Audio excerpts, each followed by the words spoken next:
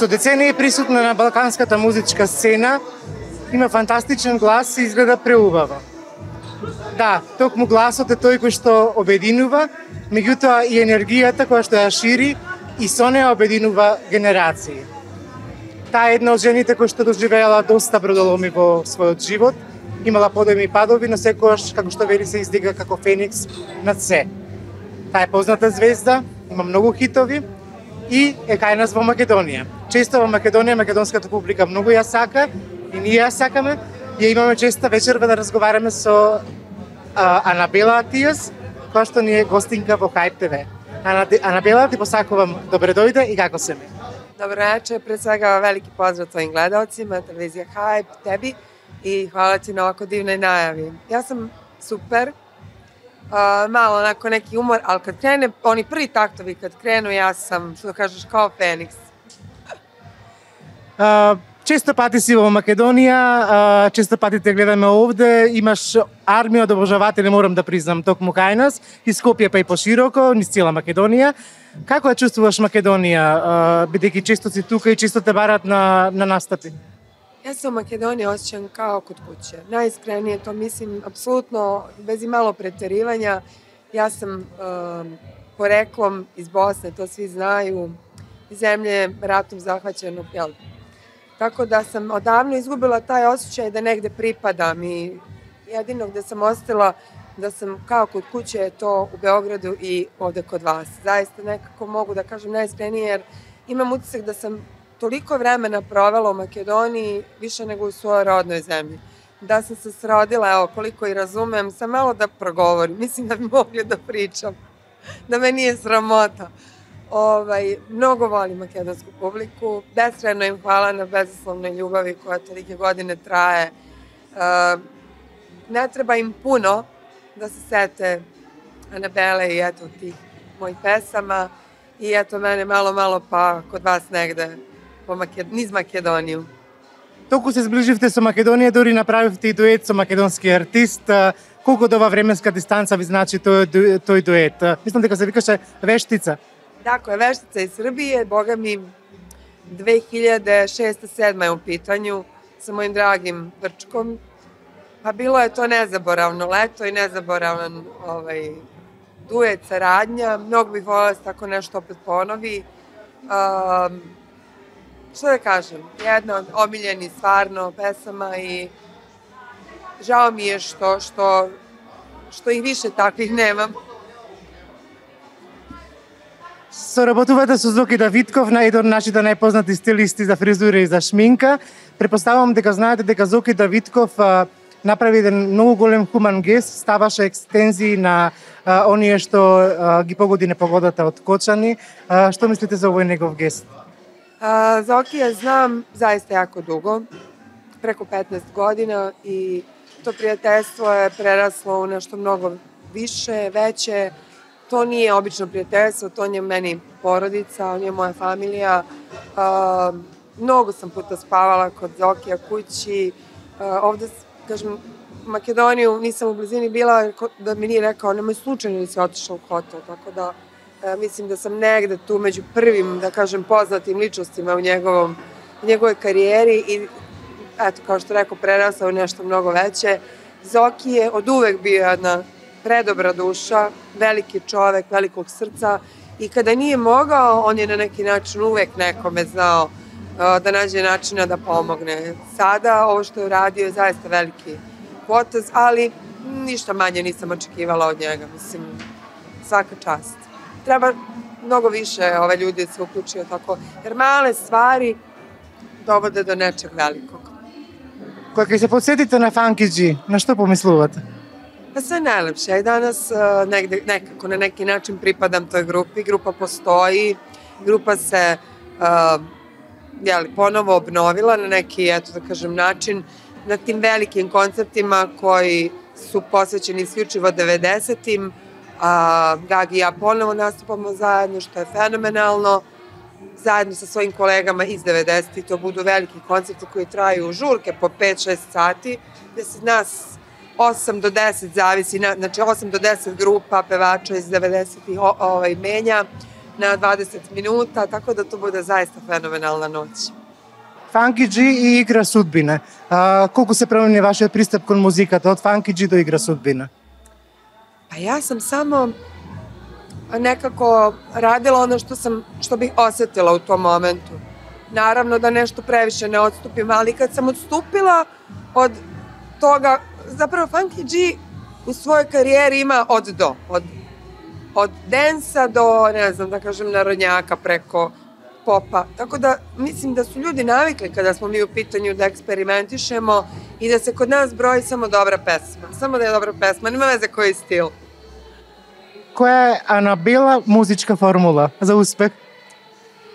Ja, ne znam, ja nisam sigurna, ponekad pomislim kako je čudno vreme za muziku, onda se setim kako je bilo u naše vreme sa dvoje medija, jedan radio i dve televizije, dvoje novina, razumeš, bilo je jako teško. Tako da, formula možda bude samo recimo da definitivno radiš iz srca, da radiš ono što voliš. Naravno da je taj X faktor, evo imamo sada primer ovog mladog dečka iz Hrvatske koji je uspeo preko noći da proda 4-5 Sava centara u Beogradu i da napuni bez jednog hita. Znači definitivno taj X faktor, harizma je presudna. Možda ne toliko, ne glas toliko koliko taj neki moment, eto, da te ljudi prihvate i zavole baš tako kakav jesi. Дали некој од вашите песни ги сметате дека може да помогнат и во самолекување на душата, на човечката душа, на самолекување на човечката душа? Neko od mojih pesama? Pa šta znam, ima i više. Recimo jedna od njih je E baš neću, ona je onako prkosna. Pesma koja kaže ono šta god da se dešava, ja neću da odustanem i vidi gde sam bila, gde sam sada. Mislim da je jako pokretačka onako. A što se tiče ljubavi, omiljena mi je Biće mi teško. Da, možda i tebi bez mene, ali gde god da bio, sretan mi bio. Pa zar nije lepo? Ipak su to ljudi koje smo voleli. Naravno da i trebamo da im poželimo svu sreću ovog sveta. Кој ги пишува стиховите на тие песни? Različiti ljudi su bili u pitanju. Mi imali smo, da kažem, krug od 4-5 tekstopisaca kojima bismo se vraćali, ali sada ti kažem, nisu nešto bili previše poznati u javnosti. Mi su skromni ljudi, mladi ljudi koji su samo imali onako interesantne živote, pa su to znali na neki način da pretočali u skladu sa tim ko tu pesmu, da kažem, treba da izvede, jer ja sam puno puta osetila kako je jedna od tekstopisaca, Sanja, recimo, pisala kao da je pisala ono što bih ja rekla, za mene. Ali između ostalog, eto, tu pesmu Biće mi teško je opet pisao muškarac, Aleksandar se zvao, kao i Kafanu na Balkanu, to je ono. Mislim, različiti ljudi su prošli, ali uži krug, nismo nešto previše menjali. Ja sam možda malo kasnije, kad sam izašla iz grupe, više eksperimentisala. Медиумите кај нас па и во регионот знаат да бидат често крути и да осудуваат некоја личност според физичкиот изглед, дали се ставени ботокси, дали се ставени филери и секакви такви работи. Дали нешто од тоа вас ви влијаеше на вашата кариера? Односно, осудата или не осудата? Pa ja lično ne volim da osuđujem. Meni može nešto da se ne dopada, ali i to ću zadržim za sebe, zato što nema potreba, svako ima pravo na svoj život i ko smo mi da to osuđujemo, da poentiramo sada, mislim. Ima ona jedna rečenica, ko ti drma kavez? Da ne kažem majmune. Otprilike komentarišu i da kažem, zlostavljaju na neki način ljudi koji su sami nesrećni. Tako da možete da radite šta god hoćete sa svojim telom, sa svojim životom, to je vaše pravo. I nema pravo niko da vam to osporava. Ja lično volim taj prirodni izgled. Negujem se. Sa 51 godinu mogu da kažem da sam uspela da danas negde ubiram plodove toga što sam na vreme počela da se negujem i da pravilno koristim sve to. Da ne preterujem, da ne zloupotrebljavam i tako da.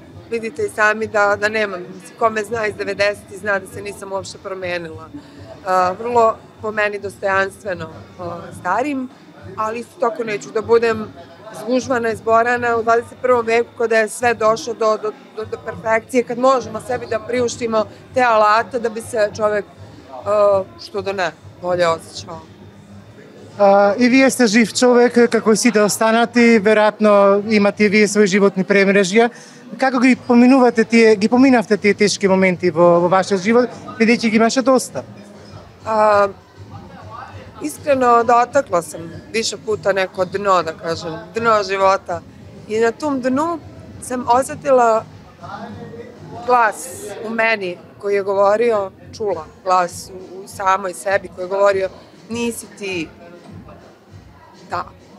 ta koja treba da se preda, ti si borac, ti si, ono što si ti malo pre lepo rekao, okej je pasti, okej je doživjeti to dno, okej je da ga prepoznaješ, okej je da ga vidiš, da ga osjetiš i to je za živog čoveka, kao što si rekao i to, ali ajmo mi lepo da se dignemo iz svega ovoga i onda tako baby steps, što kažu, male korake sam pravila da bi konačno ponovo bila to što ja izvorno jesam, srećna, jedna jako, da kažem, malo mi treba da budem srećna, jer ja sam naučila da te jednostavne svakodnevne stvari ne uzimam zdravo za gotovo. To što imam oči koje vide, uši koje čuju, noge koje hodaju. Mislim, ne znam da me razumeš, telo koje me služi, meni to nije više zdravo za gotovo, jer osetila sam i bolest i zdravlje i tekako je to veliki blagoslov biti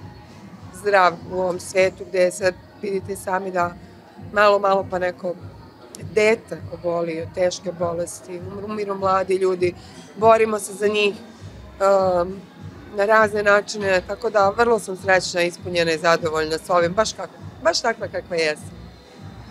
Вие сте сега со сопругот Андреј Атијас, веќе долго време. Меѓутоа, на една фотографија на Инстаграм видовме дека и поранешниот ваш сопруг Гага е на сликата заедно, се дружите сите заедно. Како се случи таа средба и како ги држувате денес односите? Pa baš lepo si rekao, Andrej je stvarno jedan jako zreo muškarac koji razume da je Gagi otac moje dece, a on jako voli moju decu, Lunu i Ninu, i to je sasvim dovoljno.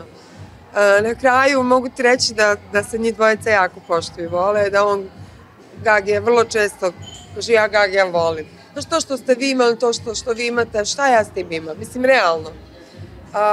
Volim što je tako širokog shvatanja, što je stvari primarno dao ljubavi.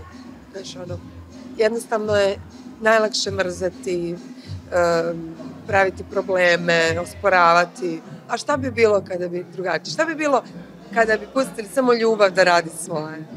Znači, videli biste, evo, nas poput jedne porodice koja je kako bila u zategnutim odnosima, zahvaljujući tom nesnalaženju u tom svetu realitija koji nas je uzeo pod svoje bio momentu. Izgubili smo kompas bili. On je jadan tu bio koji nije sestra Ade, između nekih dve vatre. Znaš, nije znao da se snađe, ali bio je vrlo strpljiv i mudar i pustio je da vreme učini svoje. I onda kada je osetio, podržao je da mi budemo opet pre svega roditelji svoje deci koji se poštuju i na kraju krajeva zašto ne bi radili zajedno. Postoji veliki broj pesama i publika koja očekuje nas na sceni zajedno i da ih mi izvedemo baš zajedno, tako da sada je to sve onako baš kako treba. И повторно соработка со македонски пејач, овој пат Кристина Димитри. За што всушност се работи? Каква песна? To mi je drago da me pitaš. Nisam bila sigurna da li smijem da kažem na vreme. Pre vremena. Danas je snimljen moj deo. Ja sam došla na štaranju iz Skoplje i u studiju kod Lazara, od Tetovu sam snimila uz pomoć Dimitrova, izvini, je tako? Dimitri. I Lazara. Kristina je bila tu, snimili smo taj moj deo, ja sam jako zadovoljna, vrlo je interesantno. Sad čekamo nju i eto da polako osmišljamo ovaj spot, koreografiju, styling, jedva čekam, baš se radujem. И за крај, што ве движи најмногу во животот? Која е она парола, фраза која може би ви дава сила да одите понатака, бидејќи животот е суров во крајна линија? Ljubav će da pobedi sve. Ти благодарам многу. Hvala i tebi, divan si.